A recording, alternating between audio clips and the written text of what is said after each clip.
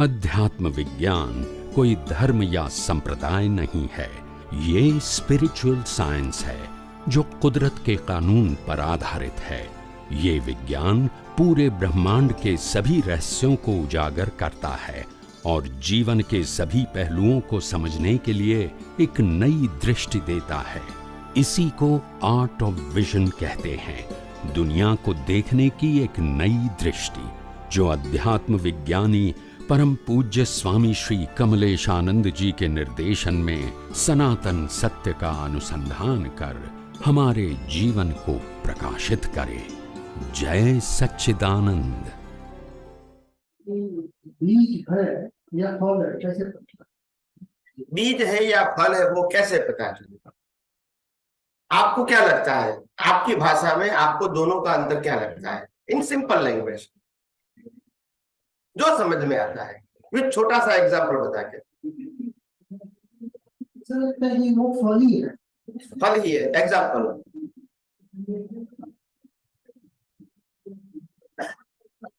भाई यहाँ में आया कांग्रेस फल हुई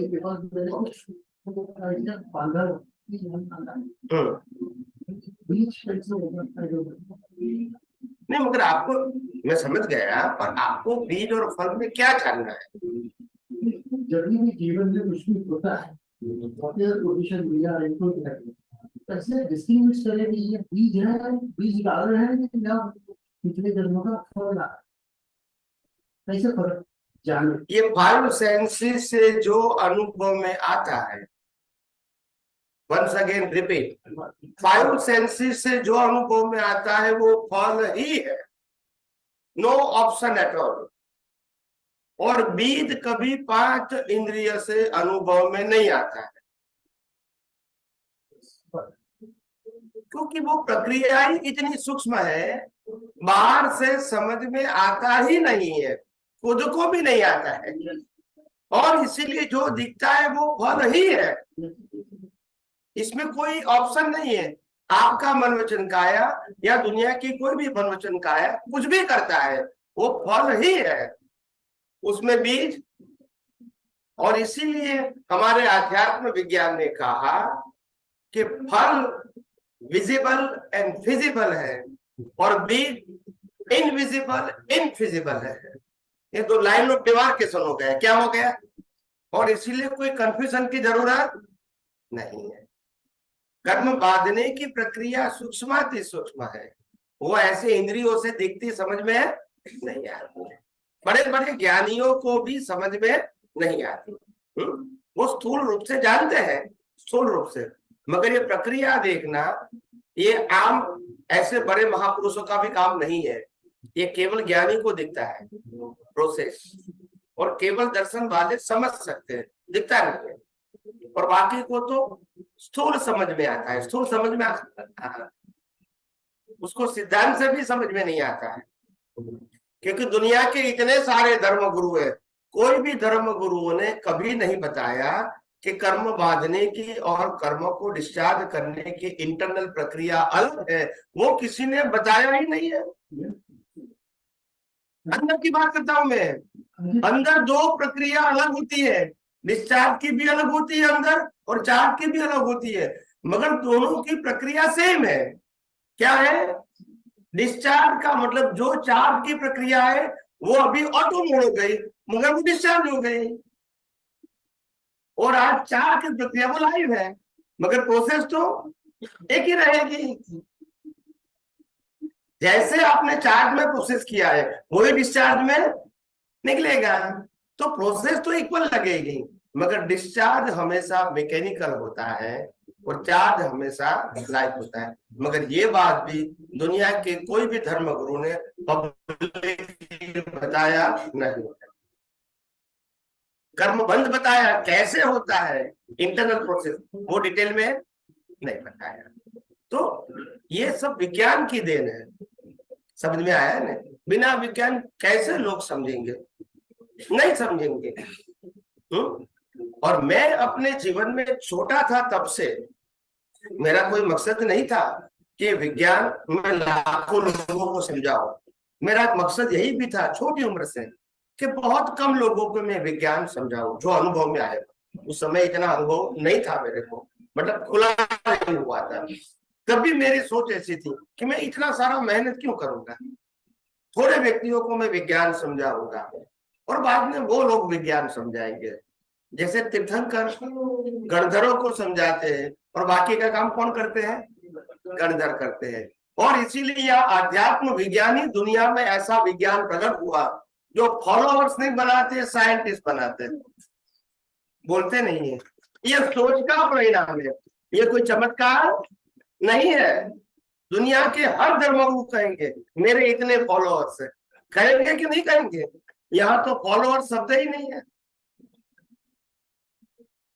यहाँ तो साइंटिस्ट बनते हैं और वो साइंटिस्ट दूसरे को भी साइंस बता सकते हैं। किसी की ओनरशिप या मोनोपोली, तो इतना तो डिफरेंस दिखता है ना, वो तो ओपन है ना।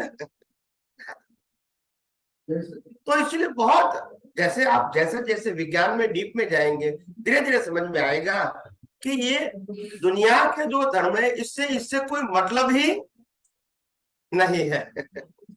इसीलिए गलत है सही है वो सब्जेक्ट नहीं है, मतलब ही नहीं है, कोई कनेक्शन ही नहीं है इससे। तो don't compare with all religion and spiritual. इसीलिए मैंने कहा दुनिया के सभी धर्म फॉर्मेट है। यस और नो? ये कौन बता सकते हैं? कोई फॉर्मेट वाला बता सकते हैं? जो खुद फॉर्मेट को फॉलो करते हैं, करवाते हैं, वो बता सकते हैं। जो फॉर्मेट से ऊपर गए वही तो बताएगा ना। ऐसे ही लग रहा था, ये फॉलोइंग ओनली फॉर्मेट। क्या बताया? आज 3 तरह ऐसा ही फॉलो कर रहे थे, फॉर्मेट ही फॉलो कर रहे थे। तो और क्या करोगे? विज्ञान है ही नहीं तो फॉर्मेट कोई फॉलो कर रहा है, और फॉर्मेट को फॉलो करके ही संतुष्टि मानना है कि चलो भी मैंने इतना कर दिया, जो भी है इसमें ही संतोष भी था। तो फिर आगे सोचने का सवाल, ये तो विज्ञान आया तब आपको समझ में आएगा कि फॉर्मेट क्या है और साइंस क्या है, रियल पुरुषार्थ क्या है और रिलेटिव पुरुषार्थ क्या है। रिलेटिव पुरुषार्थ का मतलब होता है जो हो रहा है वो मैं कर रहा हूं मानना, वो रिलेटिव पुरुषार्थ। आरती मैं कर रहा हूं, पूजा मैं कर रहा हूं, माला मैं गिर रहा हूं, ये कर रहा हूं या हो रहा है? मगर इसको क्या मानते हैं हम? हमने किया वही पुण्य बनेगा। मगर वो अज्ञान है कि विज्ञान है? तो अज्ञान से तो जन्म मरण चलता रहेगा। ये कोई मुक्ति का मार्ग? फिर तुम किसको मानते हैं? कौन से भगवान को मानते हैं, कौन से गुरु को मानते हैं? ये सब्जेक्ट नहीं आएगा। विज्ञान नहीं है तो अज्ञान ही है। तो ये विज्ञान ने लाइन ऑफ डिमार्केशन बना दिया कि विज्ञान क्या है। ये छोटे छोटे शब्द ऐसे नहीं निकले हैं। ये फॉर्मेट शब्द ने, इतने छोटे शब्द ने तो कहीं सारे लोगों की जड़ हिला दिया। जड़ समझते हैं? हिला दिया कि अभी कहे तो कहे क्या। उन्होंने बोल दिया ये फॉर्मेट है, अभी मैं फॉलोअर्स को बताऊं क्या? जो बताऊं वो तो क्या होगा, फॉर्मेट ही होगा ना। तो कई सारे लोगों को सोचने के लिए मजबूर कर दिया। मजबूर समझते हैं?